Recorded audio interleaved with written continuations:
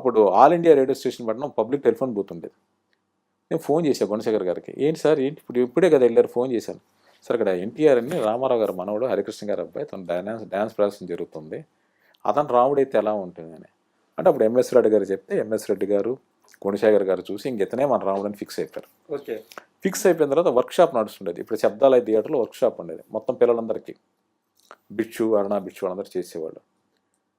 ఒక్క రాముడు తప్పితే మిగిలిన పిల్లలందరూ కూడా రకరకాల క్యారెక్టర్లు చేసేవాళ్ళు. ఇప్పుడు సీత వేసిన అమ్మాయి స్మితామాధవ్ అనుకుంటా, ఆ అమ్మాయి మండోదరి క్యారెక్టర్ చేసేది, శబరి క్యారెక్టర్ చేసేది. ఊరికి పెర్ఫార్మెన్స్ మాట. రోజు సాయంత్రం వర్క్షాప్ 2 గంటలు 3 గంటలు నడుస్తుండేది.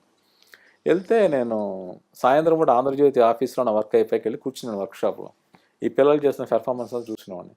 ఆయన ఎన్టీఆర్ చాలా అల్లరి పిల్లోడు, ఎక్కడ కుదురుగా ఉండేవాడు కాదు, అటు చేస్తూ ఇటు చేస్తూ అల్లరి చేస్తూ ఉండేవాడు.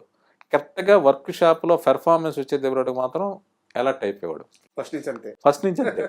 మిగిలినంతా మాత్రం పిల్లోడు ఏంటి ఎంత మిచ్చివ్స్గా బిహేవ్ చేస్తాడు అనుకున్నాను. అలాగే షూటింగ్ టైంలో కూడా ఆయనకి నీలం రంగు వేసేవాడు కదా, ఇలా పిల్లలతో ఆడి మొత్తం నీలం రంగు అంతా పోయేది, మళ్ళీ వేసేవాడు ఆయనకు రంగు.